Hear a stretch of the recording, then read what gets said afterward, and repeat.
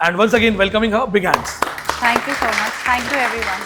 I qualified the UGC NET exam in English with 97.972 percentile. Self study is also important. So sir ने मुझे जाते जाते एक चीज़ बोली थी कि मल्लिका आप इसको मत छोड़ना आप. मेरा बहुत मन था मैं ऑफलाइन ज्वाइन करूं. And there is no shortcut to any competitive exam.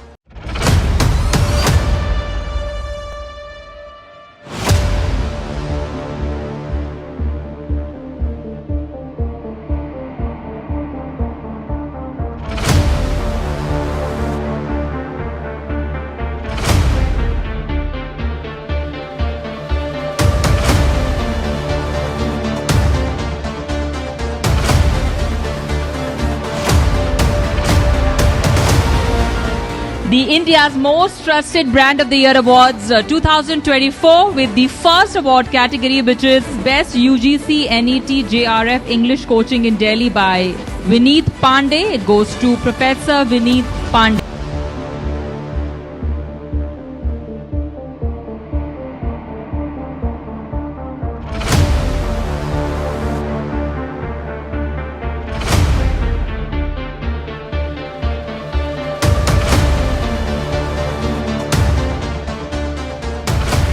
Thank you so much.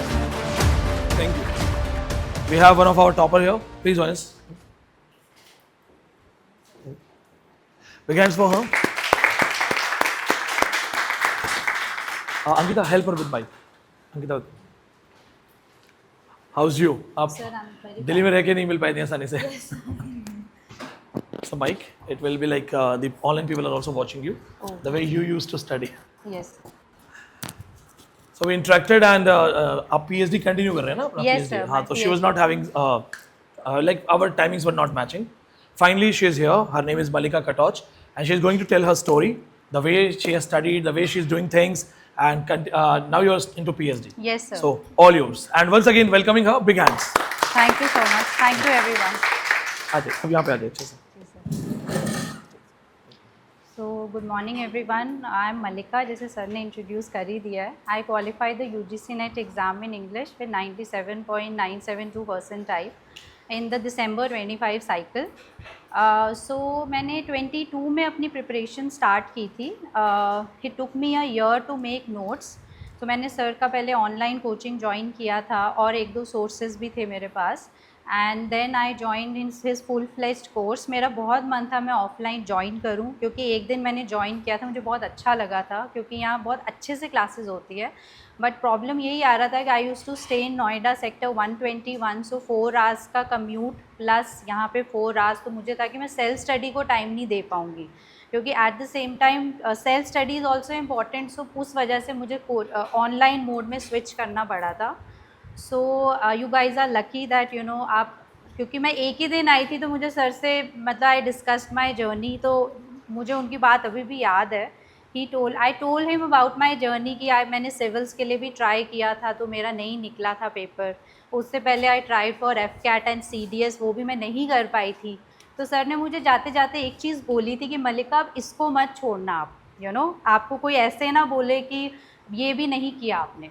तो वो चीज़ मुझे हिट की कि यार ये बात तो सही है. आई डेंट थिंक यू नो इस पर्सपेक्टिव के हिसाब से. तो ये चीज़ मुझे अभी भी याद है, यू नो.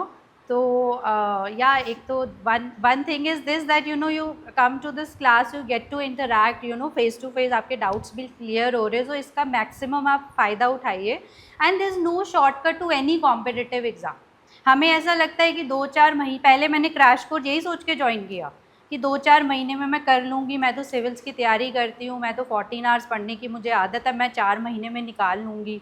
वो नहीं होता है. मैं नहीं बोल रही 14 पढ़ना है, मतलब जितना पढ़ सकते हो 8 घंटे भी पढ़ो, बट बी माइंडफुल कि यू नो अपना सारा अटेंशन फिर उस पर देना है. ऐसा नहीं कि फिर इंस्टाग्राम साइट पे चल रहा है, यू नो कि और भी माइंड में 10 चीज़ें चल रही है. आप 3 ही घंटे पढ़ो. अगर आप वर्किंग हो तब तो ज़्यादा टाइम नहीं मिलता. अगर if you have dropped for this exam तो even if you are giving 6 to 7 hours तो उसको फुल कॉन्सेंट्रेशन से आप पढ़ो. मतलब वो जो टाइम है, if someday you don't feel like studying, take an off. तब ऐसा नहीं कि बुक खोली है और आपका माइंड कहीं और you know it's wandering. So be mindful when you are studying. एक this is what I want to share. And secondly what I want to say is that कि 3-4 मंथ्स में तो नहीं निकला मेरा पेपर क्रैश कोर्स से। फिर मैंने ज्वाइन किया इनका ऑनलाइन का जो फुल कोर्स था। फिर मैंने सोचा कि let me make notes properly, shortcut नहीं करना है कि भाई दिसंबर में पेपर है तो 2-4 महीने में जल्दी जल्दी हो जाएगा। 1 साल लगा के मैंने प्रॉपरली तसल्ली से नोट्स बनाए और रोज़ जो मैं पढ़ती थी उसको घर आके रिवाइज़ करती थी। मैंने इतना ही टास्क रखा था अपने लिए, ज़्यादा अपने आप को बर्डन नहीं किया था। जैसे फॉर एग्ज़ाम्पल मैं रात को 10 से 1 का जो टाइम था तब मैं थोड़ा सा ड्राउजी होती थी, तो तब मैं नोट्स बना लेती थी ऑनलाइन वो सुन के।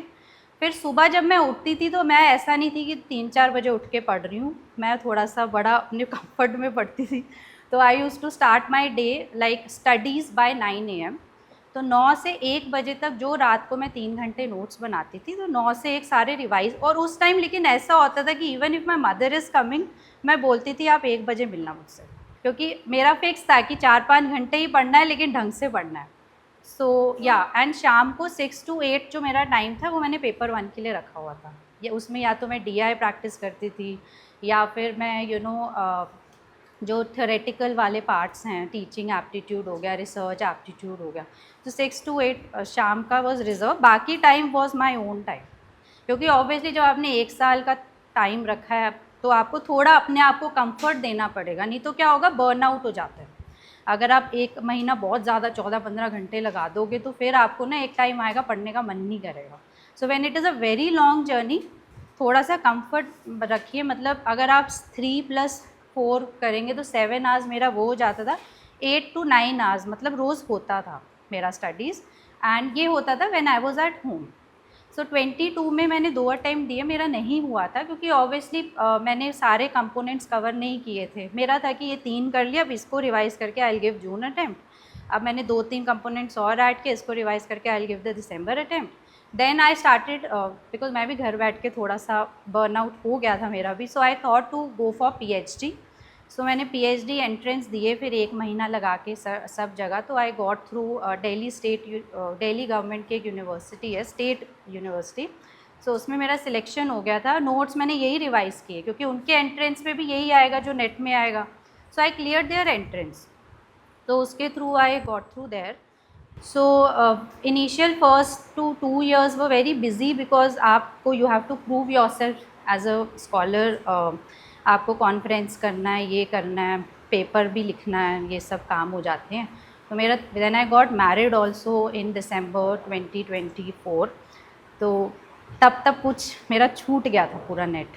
तो आई देन री-स्टार्टेड माई प्रिपरेशन लास्ट अगस्त। तो मैंने कुछ नया नहीं किया, जो मैंने 22 के नोट्स थे मेरे वही 8, 9, 10 रजिस्टर निकाले और बस उसी को मैंने 5-6 महीने रिवाइज़ किया। मैंने बोला होगा ठीक है, तो नहीं तो जून में हमें 1 महीना छुट्टी होती है तो we have to go to the university, but still इतना वो लोड नहीं होता बिकॉज स्टूडेंट्स को भी आपको पढ़ाना नहीं है।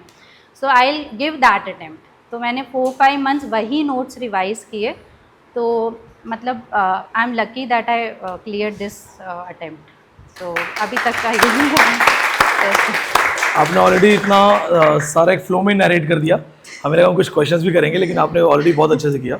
Yes. तो जैसे आप सेल्फ नोट्स वगैरह बनाते थे तो क्लास से जाने के बाद करते थे, मतलब ऑनलाइन वाले से कैसे करते थे, क्या ऐड ऑन करते थे, जैसे इनको अपने नोट्स में क्या ऐड ऑन करना चाहिए? सर मैंने नोट्स मेरे पास जैसे पहले मैं सिविल्स में थी तो मैंने बिल्कुल स्क्रैच से ही नोट्स बनाए थे। जैसे मैंने British literature, literary theory, literary criticism, world literature आपके नोट से कवर किया था।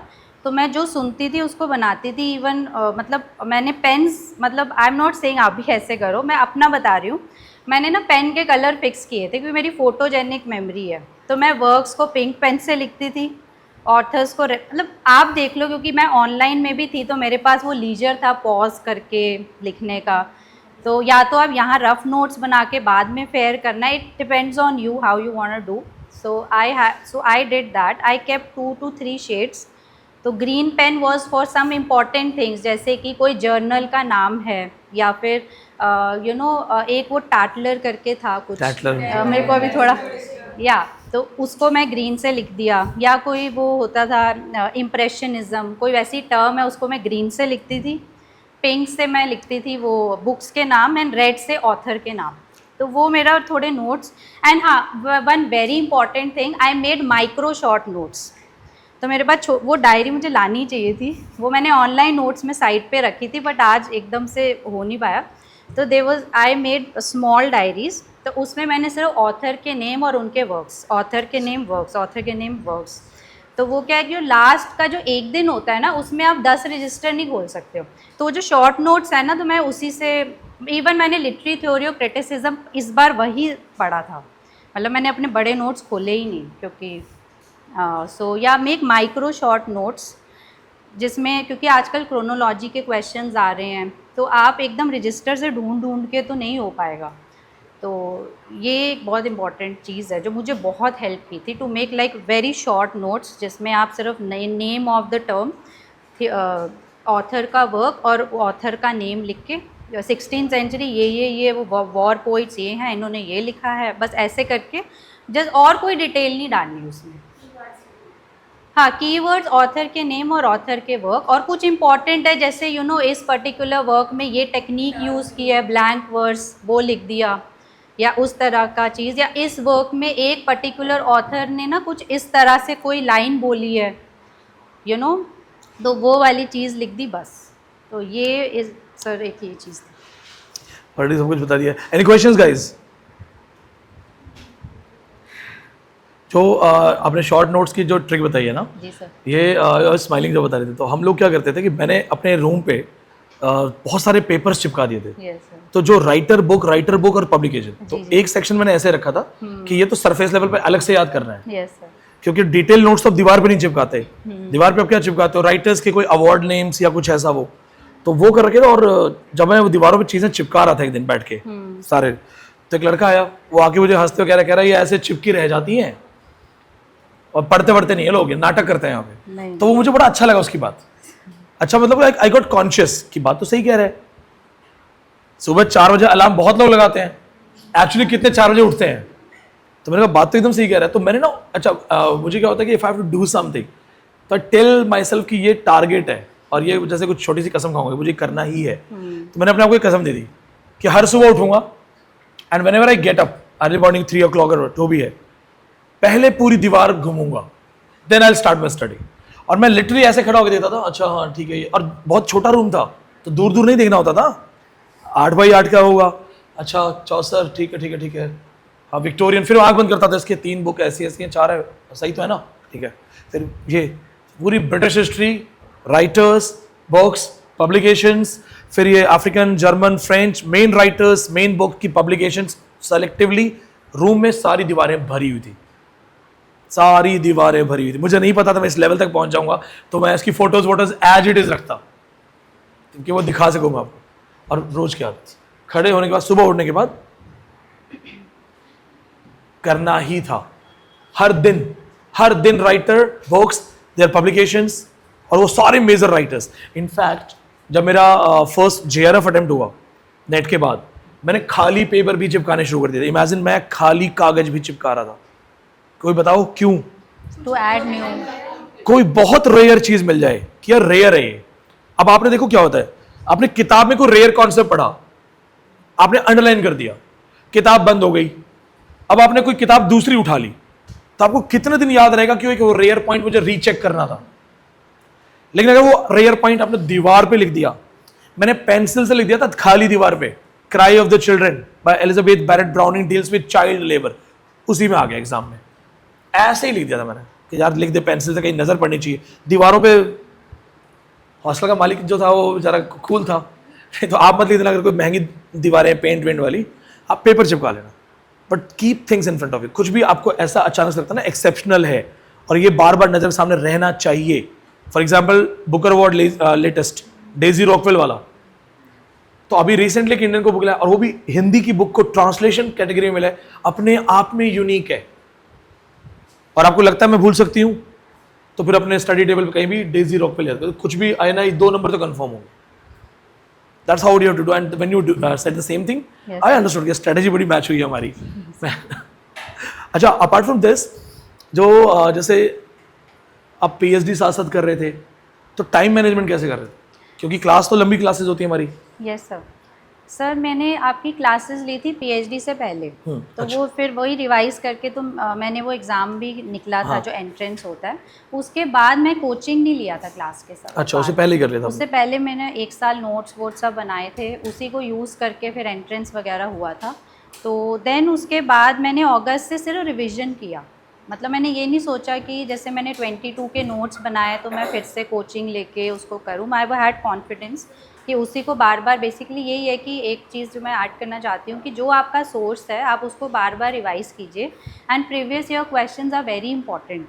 जो आपके 2-3 क्वेश्चंस है उसका प्रिंट करके रख लीजिए, और जैसे डीआई हो गया, मैथ्स हो गया, रीजनिंग हो गया, आप और कॉम्प्रिहेंशन, मतलब आपको क्या करना है, कोई एग्ज़ाम से मार्क्स स्नैच करने हैं तो आपको देखना है डीआई के 5 नंबर है तो मैं डीआई का पिछले 4-5 साल के क्वेश्चन बार बार लगाती हूँ, और उसमें आपको देखना है आजकल डीआई में वो सब आ रहा है, 3-4 कॉन्सेप्ट्स आ जाते हैं, तो आपको परसेंटेज, रेशियो, तो उसके कॉन्सेप्ट्स क्लियर करने की डीआई से हो गया। कॉम्प्रिहेंशन के भी पेपर 1 में भी क्वेश्चन आ रहे हैं, पेपर 2 में भी आ रहे हैं, तो वहाँ से you have to snatch marks. Comprehension का मैंने एक्चुअली सर के मैंने वो भी मंगवाए थे, वो जो नोट्स होते हैं ना, वो जो स्टडी मटेरियल होता है, नोट्स था, स्टडी मटेरियल। मैंने मंगवा सब लिया। मैं वही बोल रही हूँ कि आपको इतना डरना भी नहीं है, मंगवा के रख लो, then you have to choose कि ये मैंने ऑनलाइन पढ़ लिया तो ठीक है, ये मैंने यहाँ सर की क्लास से पढ़ लिया ठीक है, ये मैं क्लास अटेंड नहीं कर पाई थी तो मैं यहाँ से पढ़ लेती हूँ। तो मैंने वो जो बुकलेट थी उसमें से कॉम्प्रिहेंशन की प्रैक्टिस पहले की थी। तो अभी आप क्या कर सकते हो, पिछले 5-6 साल के जो क्वेश्चन पेपर्स हैं उसके कॉम्प्रिहेंशन आप प्रैक्टिस कर सकते हो, जो यूजीसी पूछ रहा है वो आपको ज़्यादा ऑथेंटिक सोर्स भी मिलेगा, उसके ज़्यादा आपको प्रैक्टिस करना है तो you can take some booklet या जिसमें है उस तरह के क्वेश्चन, आप बार बार वो प्रैक्टिस कीजिए। और सो या वोकैबलरी मेरी पहले इतनी अच्छी नहीं थी, अब पीएचडी में फिर वो रिसर्च पेपर इतने मुश्किल होते हैं, पहले तो मेरे को पढ़ती थी समझ भी नहीं आता था क्या बोल रहा है, एक दिन में एक पेपर पढ़ती थी, तो अभी थोड़ा सा माइंड उस तरह से हो गया कि वोकैब भी ठीक हो गई है। एंड ऑल्सो आजकल 8 to 10 क्वेश्चन रिसर्च ओरिएंटेड भी आ रहे हैं, तो मैं यही बोलूँगी कि जैसे एमएलए स्टाइल होता है वो थोड़ा पता होना चाहिए, जो वो किस तरह का सीक्वेंस फॉलो करते हैं, क्योंकि वहाँ से भी हम मार्क्स, वहाँ के क्वेश्चन डिफ़िकल्ट नहीं आते हैं, बट वो ऐसे डालते हैं क्वेश्चन की जो पीएचडी या उसमें अभी नहीं है तो उनको थोड़ा सा मुश्किल लग सकता है।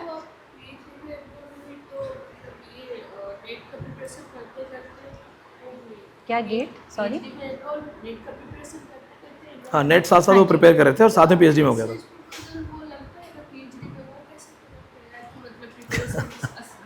क्योंकि मैंने पिछले साल अगस्त 22 में मैंने पहले एक प्राइवेट यूनिवर्सिटी थी तो सोचा वहाँ कर लेती हूँ, तो वहाँ उन्होंने मेरा पेपर निकल गया पर लिया नहीं उन्होंने, तो मुझे लगा यार इन्होंने भी नहीं लिया मुझे, तो मैं तो बड़े बड़े सपने देख रही हूँ। तो मैंने अगस्त 22 से मेरा जो एडमिशन हुआ था अगस्त 23, मैंने साथ साथ थोड़ा मेरे को लगा, मेरे को वहाँ जाके पता चला कि प्रपोजल भी होता है, मैं तो ऐसे ही चलेगी पढ़ के, हाँ भाई इंटरव्यू होगा मैं पेपर निकाल लूँगी।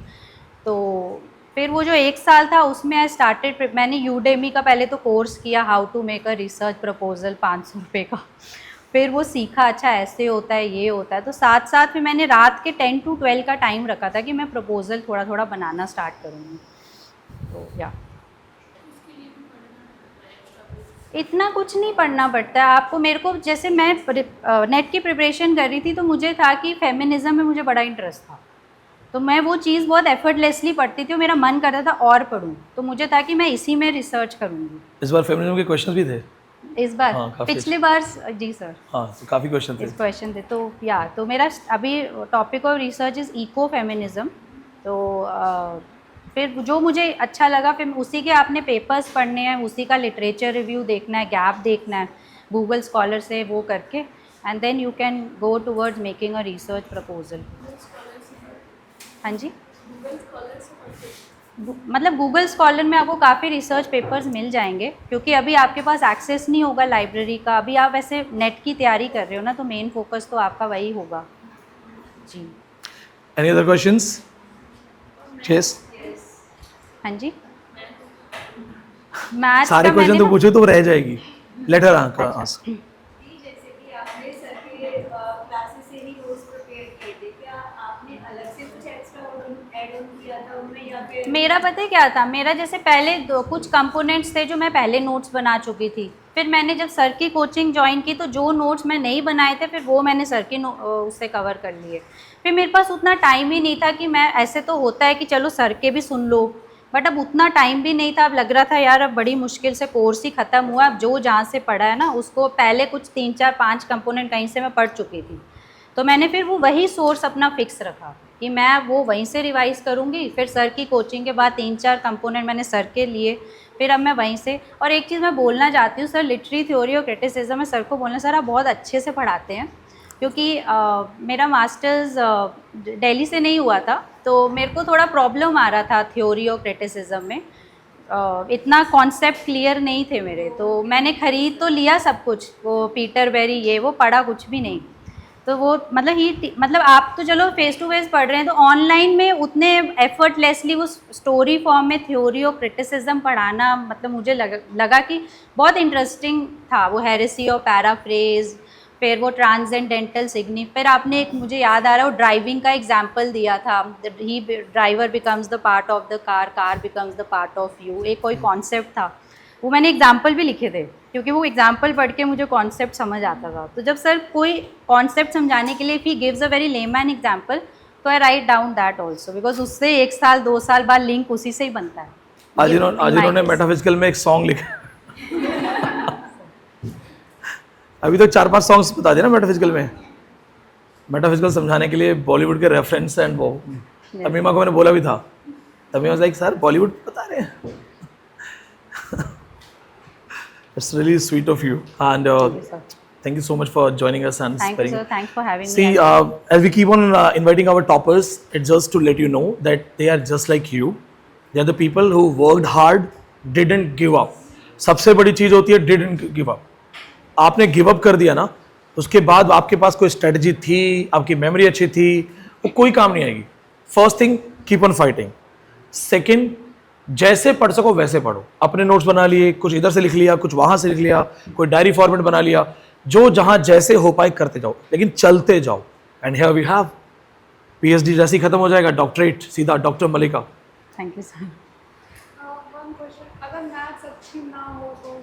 मैथ्स अच्छी ना हो तो? मेरी भी मैथ्स अच्छी नहीं थी, मतलब मेरा ऐसे था कि मेरे घर पे सारे इंजीनियर है और मैं ही आर्ट्स में हूँ, तो मैंने मैथ्स में बहुत मेहनत की थी। मतलब मेरे वो रेशो प्रपोर्शन का एक एक एग्जाम्पल लिख के उसका सॉल्व। एक्चुअली मेरे साथ क्या हुआ कि मैंने CSAT की तैयारी भी की थी सिविल्स में, तो उसके नोट्स मैंने संभाल के रखे थे कि नेट में भी यूज़ होंगे, तो वो भी नोट्स थे मेरे पास। और प्लस पेपर 1 मैंने यहाँ से मिल जाता है ना, ऑनलाइन में पेपर 1 भी मिलता है, तो उसकी भी नोट्स बना लेती थी मैं। मतलब आप बेसिकली रेशो प्रपोर्शन, परसेंटेज और upstream downstream, time and work, वो 3-4 टाइप के क्वेश्चन। आजकल एरिया के भी क्वेश्चन आ रहे हैं, और एरिया के क्वेश्चन ऐसे होते हैं फॉर्मूला पता हो निकल जाएगा। सिंपल, कंपाउंड, यही 5-6 टॉपिक्स है। इसको आप यूट्यूब पे भी डालोगे तो बैंकिंग वाली वीडियोस होती हैं, उसमें बहुत अच्छे से बता देते हैं। तो थोड़ा हाई लेवल की वीडियो देखेंगे तो ये वाला आराम से हो जाएगा। मतलब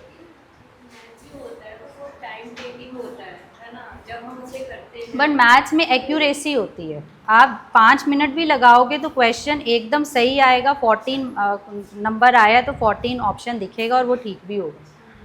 तो मैंने मैथ्स तो अच्छे से किया था, मतलब क्योंकि मैंने पहले की तैयारी भी की थी, तो I did maths reasoning proper. It is all in making, क्योंकि इंग्लिश आजकल थोड़ा टफ आ रहा है, तो मेरे को इस बार था कि पेपर 1 में और अच्छी मेहनत कर लेती हूँ, तो मैंने पेपर 1 में कुछ छोड़ा नहीं इस बार। ऐसे ये है चीज़।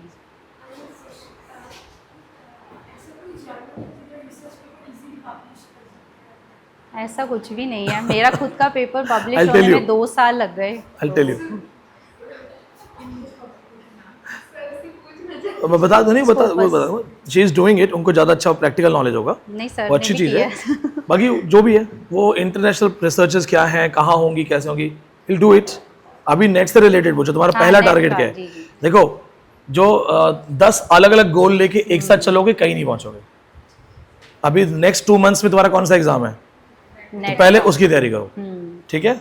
हम टच में हैं और बहुत सारे PhD स्कॉलर्स हम बात करेंगे, लेकिन अभी नेट से रिलेटेड जितना भी नॉलेज है, जितना और भी कोई क्वेश्चन है नेट से रिलेटेड है, किसी का और कोई क्वेश्चन नहीं?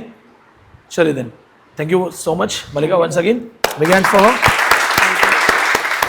I'll join you in 2-3 minutes. Yes, sir. ठीक है, It's okay. कॉन्सेप्ट क्लियर हो गए आपके, कैसे टॉपर्स एग्जाम निकालते हैं?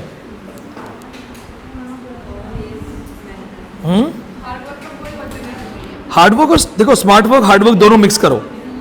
अच्छा एक चीज सुनो, एक बात आता हूँ, पेपर पैटर्न टफ आ रहा है ना, टफेस्ट आ रहा है ना, तो टफेस्ट पेपर पैटर्न को कौन निकालेगा? जो ट्रेंड है या अनट्रेंड है?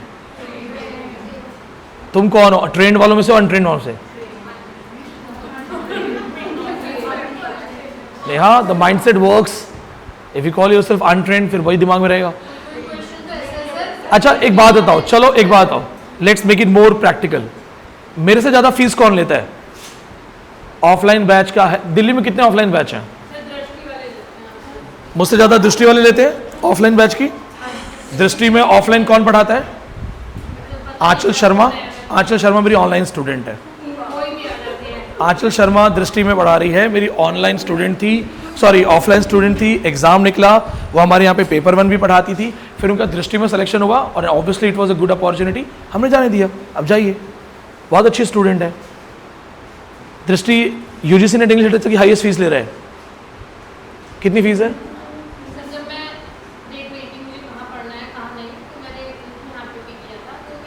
कितनी फीस है ऑफलाइन की? Idea? Tell our people to raise the price.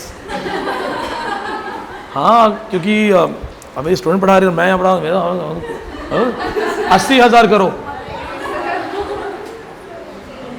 चलो ठीक है, ठीक है, क्योंकि दृष्टि ब्रांड नेम है। दृष्टि में जाने वाला हर आदमी विकास देवी कीर्ति को देखता है। मेरा फैमिली मेंबर भी है। हाँ लेकिन मेरा फैमिली मेंबर भी दृष्टि में है और वो विकास देवी कीर्ति वैसे एडमिशन लेके बैठा, शायद 2 साल में एक बार देखा उसने, एक ओरिएंटेशन में। ठीक है, नंबर 2 पे फीस मेरी हाई है। इसके अलावा और किसी की ऑफलाइन फीस हाई है? हाँ कितनी है? कितनी है?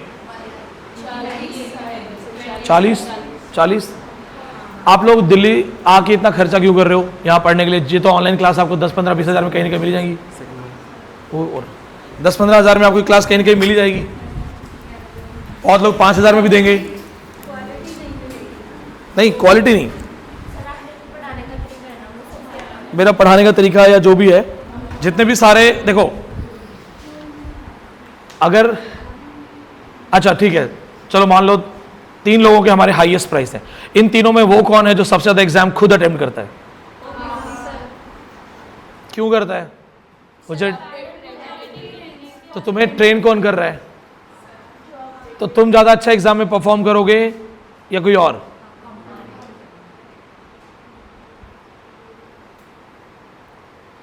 कितने जेआरएफ पढ़ाते हुए देखे आपने? जो खुद जेआरएफ है, मैं 2 बार हूं।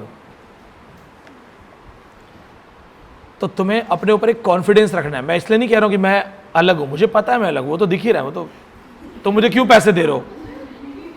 कुछ अलग हूं तभी तो दे रहे हो, ऐसे थोड़ी पैसे दोगे। इतनी दूर आओगे, 10-15 हज़ार रहने का खर्च कर दोगे पर मंथ, खाना अच्छा नहीं मिलता होगा, हेल्थ इश्यूज होते होंगे, घर से दूर रहते हो, इमोशनल इश्यूज होते होंगे, तो वो तो मुझे पता है, I am the best.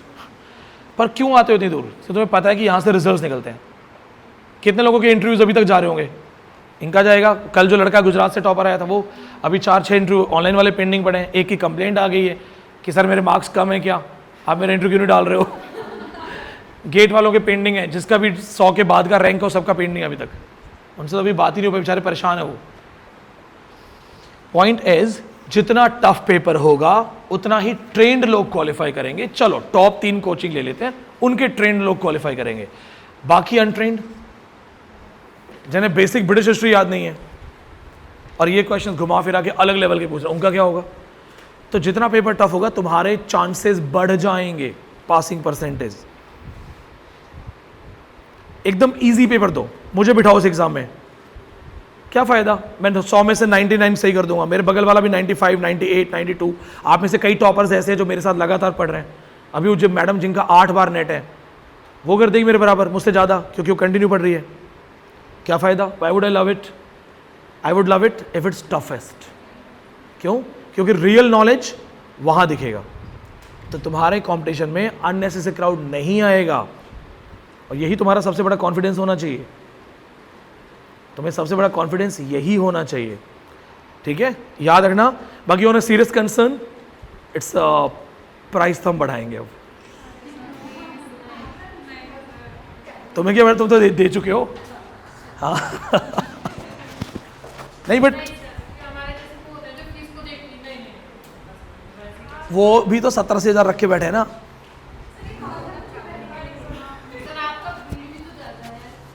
Don't tell me दृष्टि में 10 ही बच्चे होंगे, 5 ही बच्चे होंगे। वो एक बार अनअकैडमी कर रही थी यहाँ पे ऑफलाइन, मुझे किसी ने मैसेज दिया कि हमारे साथ आ जाओ, नहीं तो आपको जो लग रहा है कि आपका एरिया है ऐसा वैसा, हम यहाँ पे एक सेटअप लगा देंगे बड़ा सुंदर सा। तो उन्होंने पीछे लगा रखा है कटवारी सराय में। तो आई वाज लाइक कि अच्छा ठीक है, सपोज अनअकैडमी कम्स हियर और बहुत बड़ा सेटअप लगा देती है, 10 टीचर दे देती है, पैसे तो बहुत है ना उनके पास, 10 टीचर, 10 बच्चों पे एक बच्चे पे एक टीचर, पर्सनल टेंशन। फिर मैं क्या करूँगा? फिर तो मुझे यहाँ से जाना पड़ेगा। फिर मेरे मन में कर दो, मैं फ्री ऑफ कॉस्ट कर दूंगा, मैं सबको फ्री कर दूंगा। तुम्हारे वाले वहाँ तुम्हारी क्लास लेंगे, फिर मेरे पास आएंगे। इतना तो मैंने कमा रखा है कि 2 साल फ्री पढ़ाऊंगा, मुझे कोई फर्क नहीं पड़ेगा। Quality, communication, why she said simply कि theories, criticism, most of the people when they read literary theory following Peter Berry or any other thing, they mostly go for the foreign language and foreign examples. It's a famous quote by Einstein. If you have knowledge, you'll find out easiest way to explain. Theories, criticism, culture studies, language, phonetics छोड़ के linguistic, ये मेरा strongest hold है। और उसमें तो मुझे writer के नाम, बुक के नाम और 3-3 लाइन 4-4 लाइन बताते हुए नहीं देखोगे, मुझे कुछ देखना ही नहीं होगा, मेरा सिर्फ पेन चल रहा होगा लगातार, और तुम्हें मेरे स्पीड पे चलना पड़ेगा। हाँ, I will keep on working on this, but I am telling you this to tell you that तुम बहुत अच्छे लेवल पे कर रहे हो, बस मेरे अकॉर्डिंग ना रिवाइज करो, क्योंकि if you forget famous names, मैं इग्नोर नहीं कर सकता। मैं गवर्नमेंट कॉलेज का प्रोफेसर नहीं हूँ ना कि हाँ ठीक है फेल हो जाएगा, हमें तो सैलरी पे क्या फ़र्क पड़ना है। तुम फेल होगे, मेरा करियर खराब हो जाएगा, मेरा भी इन्वॉल्वमेंट है, मेरा स्वार्थ है, लेट्स एक्सेप्ट ना। तुम टॉप करोगे तो मैं टॉप होऊंगा, क्यों इनके इंटरव्यूज़ बाहर जाएंगे? देखो कब का आया रिजल्ट, हम अभी तक इंटरव्यूज़ पोस्ट कर रहे हैं, क्योंकि है बहुत बड़ा रिजल्ट। अभी ऐसे जिनका आज तक इंटरव्यू नहीं हुआ होगा, पिछले बैचेस में से बहुत सारे जिनके आज तक इंटरव्यू नहीं कर पाए हम। अभी आपके सिर्फ आपके 3 सीनियर्स जो पिछले बैच के ऑफलाइन के, उनके इंटरव्यू नहीं हो पाए, 2 लड़के और 1 लड़की।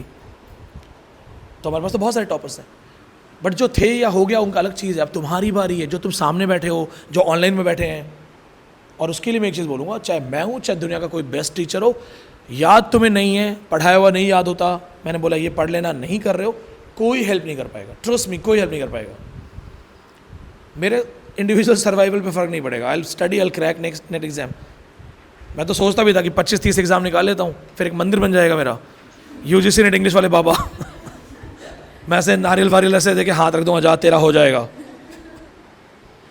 आई started exploring literature, I started loving concept, and whenever the tough paper comes, I love it. I feel like a challenge. कुछ लोग होते हैं जिनको डोपामाइन मिलता है कि तू ये नहीं कर सकता, तो आपके अंदर आता है ना मैं करके दिखाऊंगा, मैं उनमें से हूँ। तो जितना टफ पेपर आता है ना, मुझे मज़ा आ जाता है कि टफ पेपर आ रहा है, चल लेट्स चेक। तो I am going to attempt. इस बार तो मैंने अपने टीचर्स को जिम्मेदारी दे दी है कि पिछली बार मेरा फॉर्म नौटंकी में वो फॉर्म मिस हो गया। लास्ट डे मेरे को लगा फॉर्म भर देते हैं, फिर वो लास्ट डे लगा चल डेट तो बढ़ी जाएगी, हमेशा डेट बढ़ती है, मिनिमम 3 दिन बढ़ते हैं, हम खुद यूट्यूब पे अपडेट देते हैं, डेट बढ़ गई। मैं कल कर देंगे, छोड़। ADHD है तो टालने की आदत होती है, बहुत बड़ा सिम्टम है ये मेरा, टालने की आदत होती है। हम वो लास्ट मिनट एक्टिव होते हैं, डेट बढ़ी ही नहीं। इकलौती बार डेट नहीं बढ़ी है, नहीं तो हमेशा डेट बढ़ती है। तो इस बार करेंगे, आई पुट माई एफर्ट्स। मुझे नहीं पता मैं पास होऊंगा नहीं, ये नहीं पता मुझे, पर ये भी बहुत अच्छे से पता है कि आसानी से फेल भी नहीं होगा। तो जो मेरा स्ट्रेटेजी, जो मेरा नॉलेज है, जो मैं वहाँ पढ़ के जाऊँगा, रिवाइज करूँगा, मैं आपके साथ शेयर करूँगा। आपको सब कुछ यहीं शेयर करूँगा मैं, बस रिवाइज कर दो, ठीक है। किसी को रास्ते में रोक के 1 करोड़ रुपए दे दो, अगर उसे नहीं संभालने आए तो वो खराब कर देगा। KBC का पहला करोड़पति फालतू घूमता है आजकल, क्योंकि संभालना नहीं आया, और किसी को संभालना आ गया वो संभाल लेगा। तो कंटेंट हम आपको बहुत देंगे, आपने संभाला उसको, रिवाइज किया और या नहीं किया, वो आपके ऊपर है, ठीक है। बाकी फीस तो डेफिनेटली, हाँ चीटिंग नहीं, ये वीडियो बाहर जाएगी तो जिनको जुलाई में बुक करना है उनको पुरानी फीस रखेंगे, बाकी तो इट बी लॉन्ग टाइम यार, 4 साल से फीस नहीं बढ़ाई है सच में। And I have valid reason, हर चीज़ के प्राइस बढ़ते रहे हैं।